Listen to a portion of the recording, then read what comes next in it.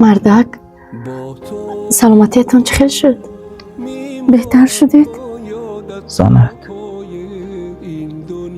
در این دنیا کسی ابدی نمیماند. میمیرم از هجرت با این درد این رویا کی میداند شاید این لحظه‌های آخرین حیاتم باشد. این خیل نگوید مردک، مرا زیغ نکنید.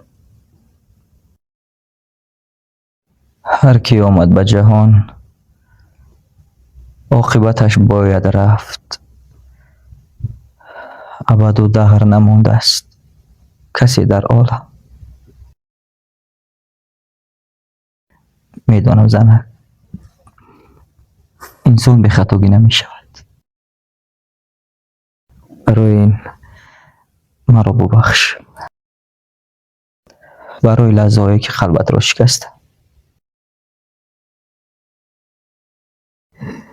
این خیل نگوید مردک جان، کسی که باید عذرخواهی کند منم. شما برای من بهترین مرد دنیایی.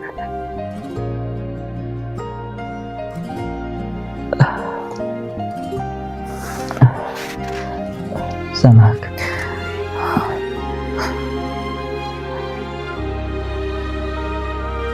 خودت را احتیاط کن زنک.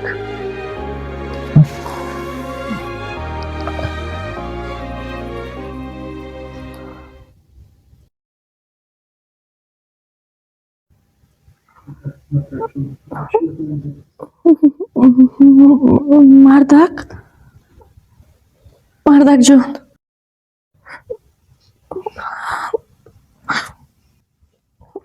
مردک برای چی کم نمیزنید؟ چشمانتون را گشایید مردک.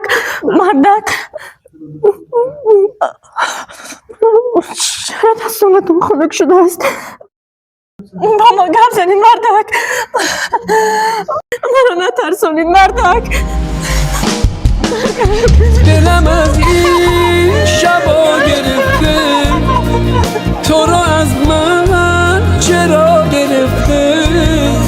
تو نباشی قرار من نیست، مرا توان نیست، ز من نشان نیست. تو سپردی مرا به حالم، ننشستی دمی کنارم. خبرم نیست ز حال زارم، امید جانم غم نهانم ای جانم. زنک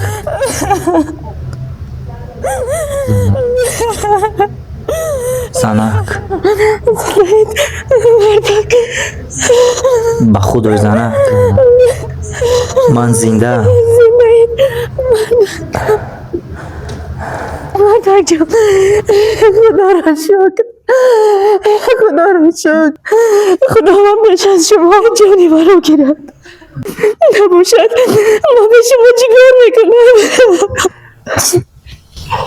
زیر نشو زنک جان، تا تو نمیری تو را با همین دستانم به خاک نسپارم. من نمیمیرم. با تو میمانم با یادت تا پای این دنیا. بی تو میمیرم از هجرت با این درد این رویا.